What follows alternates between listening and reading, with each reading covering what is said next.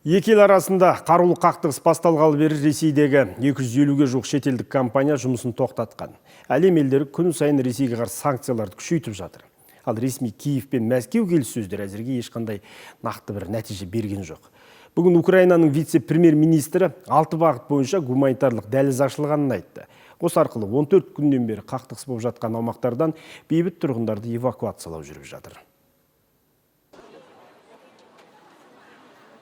Бағыт бойынша гуманитарлық дәліз ашылды. Тараптар таңертеңгі 9-дан кешкі 21:00 аралығында атыс тоқтатылып, Энергодар мен Мариупольден Запорожьеге, Сумадан Полтаваға, Волновахадан Покровске, Изюмнан Лазовой арасында гуманитарлық дәліздер жұмыс істейтінін мәлімдеді. Сонымен қатар Ворзель, Буча, Бородянка, Ирпень және Госсемелден Киев бағытында бейбіт тұрғындар эвакуацияланып жатыр. Қазір Украинадан қашқан босқындар саны 2 миллионға жуықтаған.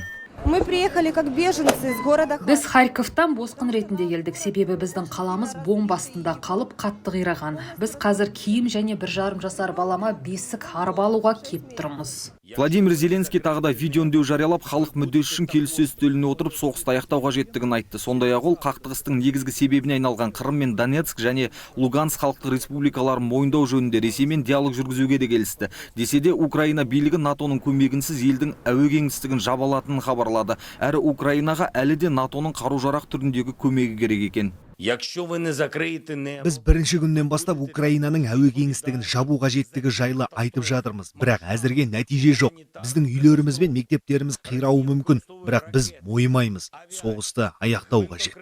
Біріккен ұлттар ұйымының мәліметінше әскери іс-қимыл кезінде Украинада 474 бейбіт тұрғын қаза тауып, 861 адам жарақат алған. Ал Ресейдің қорғаныс министрлігі әскерилер Киевтің Донбассқа қарсы арнайы операция дайындағанын растайтын құжат табылғанын хабарлады. Попали секретные документы. Әскери іс-қимыл кезінде Ресейдің қарулы күштері Украинаға бағынбайтын Луганск пен Донецк халықтық республикаларына жасалғалы жатқан шабуылын болдырмады. Қазір бізде бұл деректі дәлелдейтін құпия құжат бар. Бірақ әзірге Донбассқа қарсы шабуыл жоспарына ақш пен НАТО-ның қаншалықты қатысы бары белгісіз. Ал Владимир Путиннің баспасөз хатшысы Дмитрий Песков Ресей билігі әскери іс-қимылды бір-ақ сәтте тоқтатуға дайын деді. Тек ол үшін Украина конституциясына өзгеріс енгізіп, Қырымды Ресей жері, ал Донецк пен Луганск халықтық республикаларын тәуелсіз мемлекет деп мойындауы қажет екен.